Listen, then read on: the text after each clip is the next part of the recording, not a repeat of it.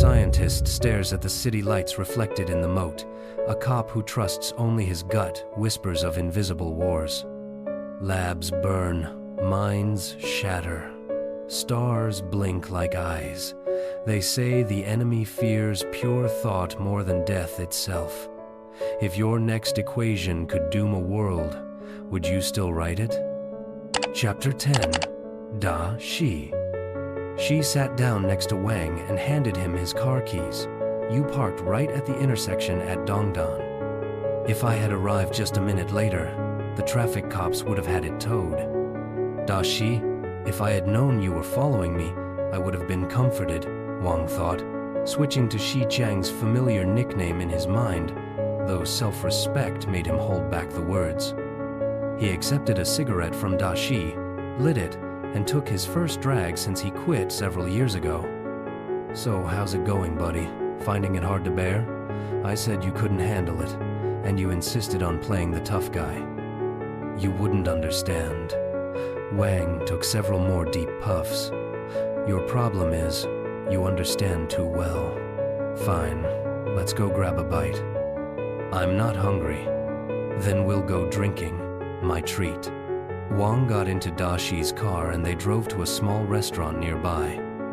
It was still early, and the place was deserted. 2 orders of quick fried tripe and a bottle of Guo Tu. 22, Da Shi shouted, without even looking up. He was obviously a regular here.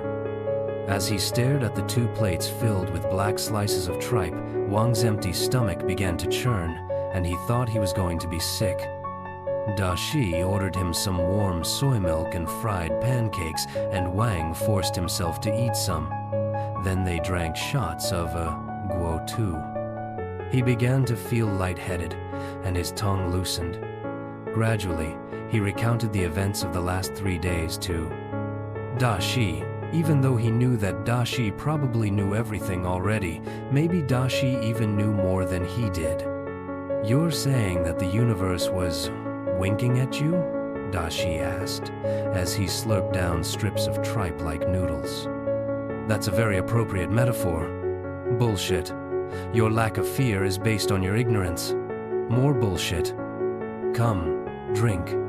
Wang finished another shot.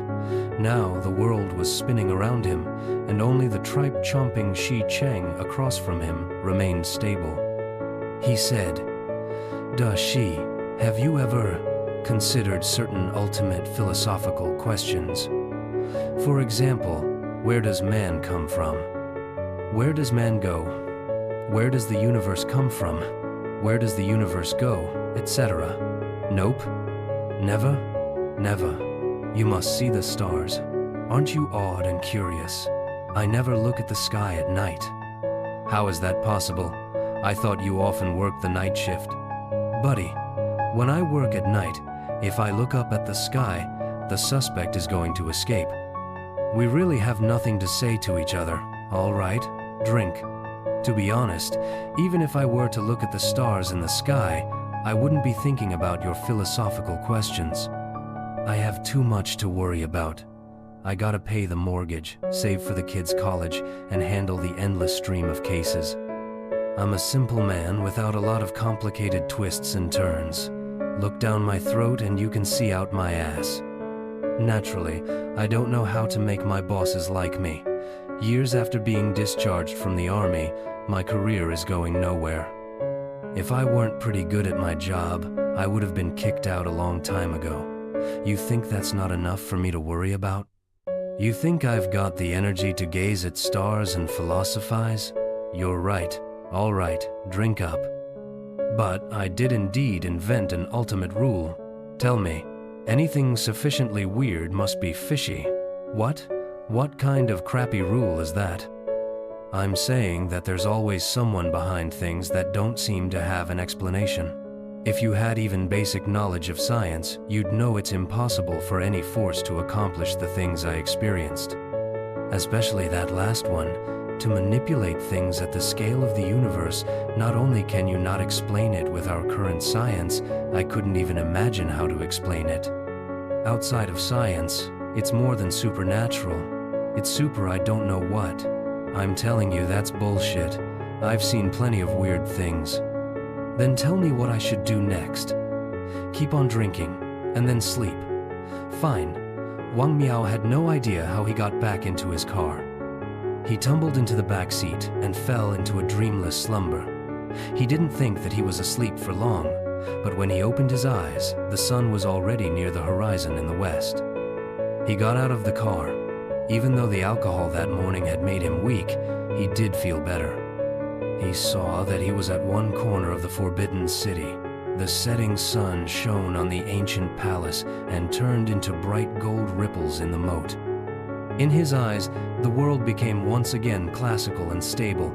Wang sat until it got dark, enjoying the peace that had been missing from his life.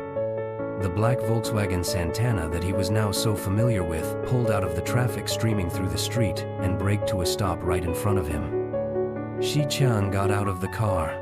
Slept well? Da Shi growled. Yes. What next? Who? You? Go have dinner. Then drink a little more. Then sleep again. Then what? Then? Don't you have to go to work tomorrow? But the countdown. There's only 1,091 hours left. Fuck the countdown. Your first priority right now is to make sure you can stand straight and not collapse into a heap. Then we can talk about other things. Da Shi, can you tell me something about what's really going on? I'm begging you. Da Shi stared at Wang a while. Then he laughed. I've said the very same thing to General Chang several times. We're in the same boat, you and I. I'll be honest, I know fucking shit. My pay grade is too low, and they tell me nothing. Sometimes I think this is a nightmare, but you must know more than I. Fine, I'll tell you what little I know. Da Shi pointed to the shore of the moat around the Forbidden City. The two found a spot and sat down. It was now night, and traffic flowed ceaselessly behind them like a river. They watched their shadows lengthening and shortening over the moat. In my line of work, it's all about putting together many apparently unconnected things. When you piece them together the right way, you get the truth. For a while now, strange things have been happening. For example, there's been an unprecedented wave of crimes against academia and science research institutions. Of course you know about the explosion at the Liangsheng accelerator construction site. There was also the murder of that Nobel laureate. The crimes were all unusual. Not for money, not for revenge. No political background, just pure destruction. Other strange things didn't involve crimes. For example, the frontiers of science and the suicides of those academics. Environmental activists have also become extra bold. Protest mobs at construction sites to stop nuclear power plants and hydroelectric dams. Experimental communities returning to nature and other apparently trivial matters. Do you go to the movies? No, not really. Recent big-budget films all have rustic themes. The setting is always green mountains and clear water, with handsome men and pretty women of some indeterminate era living in harmony with nature. To use the words of the directors, they represent the beautiful life before science spoiled nature. Take Peach Blossom Spring. It's clearly the sort of film that no one wants to see. But they spent hundreds of millions to make it. There was also this science fiction contest with a top reward of 5 million for the person who imagined the most disgusting possible future. They spent another few hundred million to turn the winning stories into movies, and then you've got all these strange cults popping up everywhere, where every cult leader seems to have a lot of money. What does that last bit have to do with everything you mentioned before? You have to connect all the dots. Of course, I didn't need to busy myself with such concerns before, but after I was transferred from the crime unit to the Battle Command Center, it became part of my job. Even General Chang is impressed by my talent for connecting the dots. And your conclusion? Everything that's happening is coordinated by someone behind the scenes with one goal: to completely ruin scientific research. Who? I have no idea, but I can sense the plan. A very comprehensive, intricate plan. Damage scientific research installations, kill scientists. drive scientists like you crazy and make you commit suicide, but the main goal is to misdirect your thoughts until you're even more foolish than ordinary people. Your last statement is really perceptive. At the same time, they want to ruin science's reputation in society. Of course, some people have always engaged in anti-science activities, but now it's coordinated. I believe it. Now you believe me. So many of you scientific elites couldn't figure it out, and I, having gone only to vocational school, had the answer? After I explained my theory, the scholars and my bosses all ridiculed it. If you had told me your theory back then, I'm sure I wouldn't have laughed at you. Take those frauds who practice pseudoscience. Do you know who they're most afraid of? Scientists, of course. No. Many of the best scientists can be fooled by pseudoscience and sometimes devote their lives to it. But pseudoscience is afraid of one particular type of people who are very hard to fool: stage magicians. In fact, many pseudoscientific hoaxes were exposed by stage magicians. Compared to the bookworms of the scientific world, your experience as a cop makes you far more likely to perceive such a large-scale conspiracy. Well, there are plenty of people smarter than me. People in positions of power are well aware of the plot. When they ridiculed me at first, it was only because I wasn't explaining my theory to the right people. Later on, my old company commander, General Chang, had me transferred. But I'm still not doing anything other than running errands. That's it. Now you know as much as I do. Another question, what does this have to do with the military? I was baffled too. I asked them, and they said that now that there's a war, of course the military would be involved. I was like you, thinking that they were talking nonsense. But no, they weren't joking. The army really is on high alert. There are 20-some battle command centers like ours around the globe, and above them there's another level of command structure. But no one knows the details. Who's the enemy? No idea.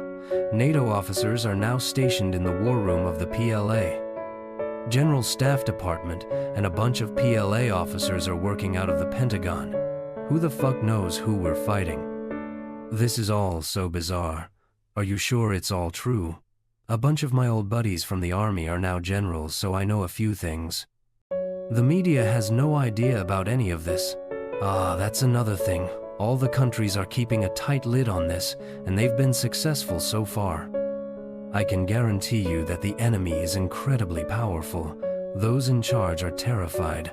I know General Chang very well. He's the sort who's afraid of nothing, not even the sky falling, but I can tell that he's worried about something much worse right now. They're all scared out of their wits, and they have no confidence that we'll win. If what you say is true, then we should all be frightened. Everyone is afraid of something.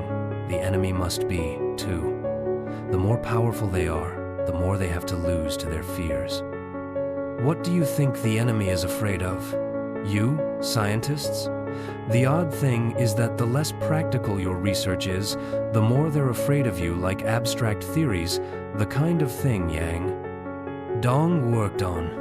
They are more frightened of such work than you are of the universe winking at you.